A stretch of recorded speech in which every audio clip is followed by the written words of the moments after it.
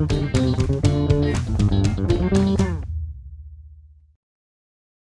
again, everyone. In this first video, we're going to talk about the first part of the speaking test. It's really easy. I don't know, I never know what to say. Could you two quiet down? I'm trying to work over here. You can't say that. You're not the boss of us. You're not even the oldest. In the beginning of the test, the examiner will check your details and then ask you questions about topics that are familiar to you. This will take about 4 to 5 minutes. It includes questions about your home, studies, and work before moving on to a variety of more personal topics.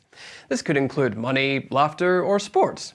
In our examples, we're going to do animals and television programs. Yes, not that many people watch TV these days. Everything has moved online, even this course. But I picked topics that ranged from familiar to less familiar to show what could be in the test and to help you be ready for everything.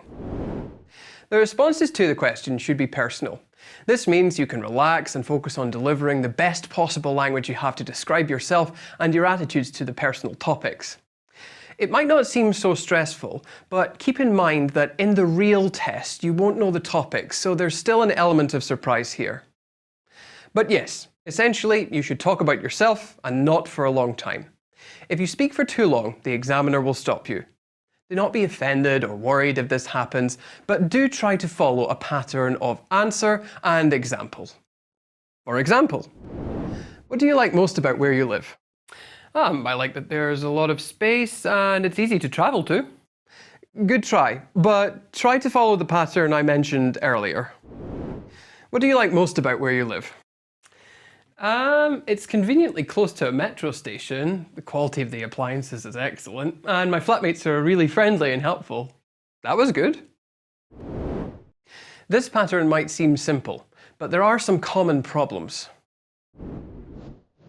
Talking too much will not lower the score, but it will prevent you from using higher level structures and vocabulary you might be building towards.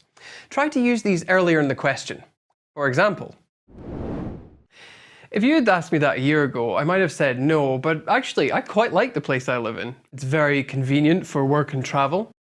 That's great. At all costs, avoid saying only yes or no in your answers. Sound familiar? This is a waste of an opportunity to say something that will show you should get a higher level score. But what if I don't know what to say about myself, for example? Well, there is that. Not everybody has a deep personal insight into everything about themselves, so it's alright to say something that isn't 100% true. Really? Yes, you're not being assessed on your ideas. It's all about the language use. So if you have to make up a story to show this off, then do it. Since the questions are about familiar topics, it's easy to fall into that trap of using lower level vocabulary to answer. Try to use more advanced words to show the examiner what you can do. This is a little unnatural, but the examiner knows this is an exam, and so no one should mind if you do this. For example, are there any animals or birds where you live? Yeah, there are some animals, maybe a few birds. I think it's mostly birds, actually. Are there any animals or birds where you live? Well, I live in the suburbs, so I suppose most of the animals are domesticated, like cats and dogs. But the few wild animals are probably... they probably include pigeons, mice, rats, and other a kind of insects, I suppose. Rory Band 8 to 9 has used more topic-specific words here with different types of animals included in his list. Band 5 to 6 was less specific, but he has answered the question, just not as fully as he could have.